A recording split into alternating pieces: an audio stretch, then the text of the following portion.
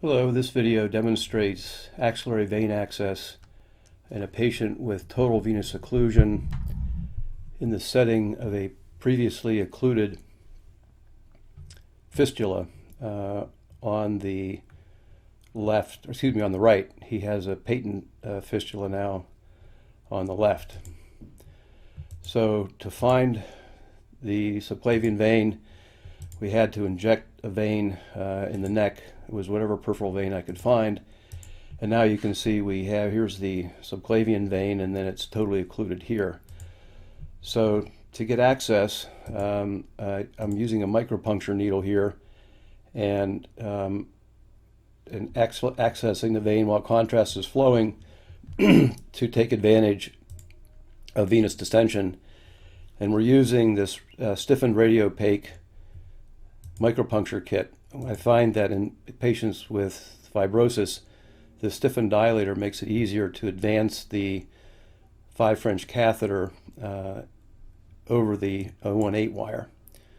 So we have our 018 wire in there, and while you're doing this, you want to be careful when you're advancing not to disrupt the anatomy. So here's the tip, you can see the tip of the dilator here as it bends the wire back. So we're now going to inject contrast around the hub of the needle to confirm that we're really in the vein, and yep, we're in the vein. And from there, we now have a standard 035 wire through the 5 French catheter, and we're taking the 035 wire out, and the catheter's in the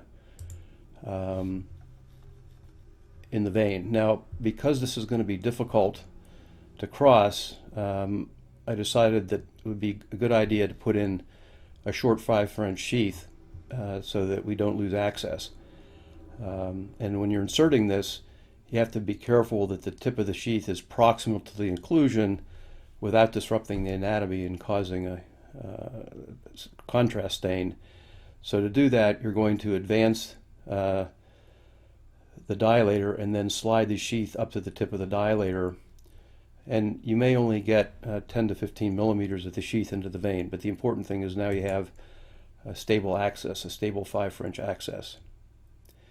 And then through the stable 5 French access, we can insert the KA2 catheter. And remember, this KA2 catheter has a hydrophilic coating on the outside, so it's slippery like a glide wire. And it's braided so that there's torque control, and it has some body and stiffness. If you compare that to another 5 French catheter, this is a fairly common catheter called the slip cath. The problem with slip cath is you can see it's not straight here. It doesn't have any braiding, and it's floppy, and they really don't have much torque control. So you want to distinguish the two different types of catheters, one that's braided and one that which has better torque control. Okay, so here we have the 5 French sheath with a little bit of contrast in it. This here is the catheter that I used to look for the access from below previously.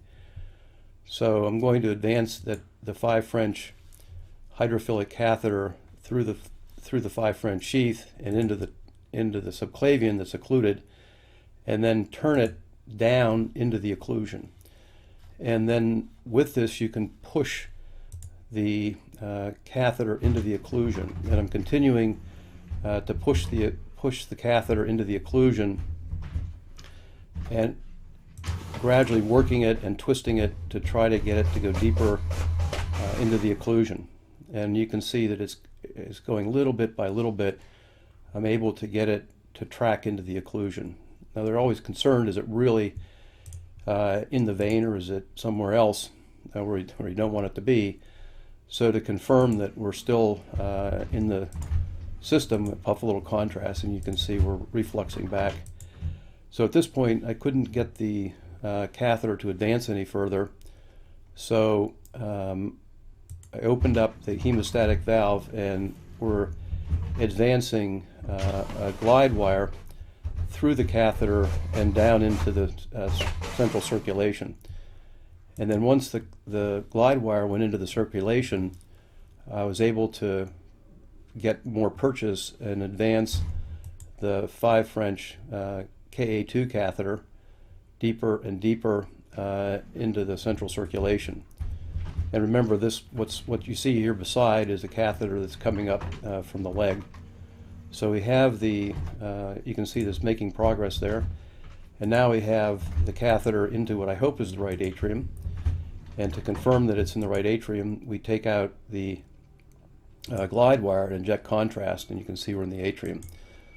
So from there, through the KA2 catheter, I advance an Amplatz extra stiff wire, and then over the Amplatz extra stiff wire, I advance the 4 millimeter by 4 centimeter balloon. Now this is not the maximum balloon size that we're going to use. This is a pre-dilatation because this was so tight that I didn't think I would get our 9 French balloon that I'm going to use through the occlusion.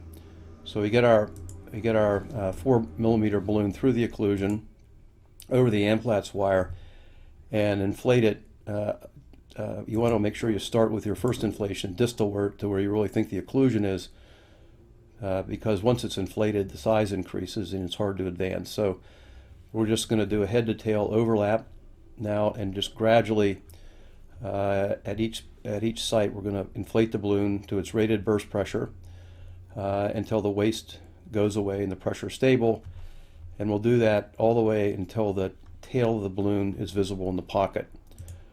Once we got to that point, we had the Amplatz wire that had over which the balloon had been. We take the Amplatz wire out, we take the balloon out and put in a long 7 French sheath, and then through the 7 French sheath we put in a total of 3 Amplatz wires, so 2 additional Amplatz extra support wires in the sheath, and then take the sheath out, and then over one of the wires I advanced the 9 millimeter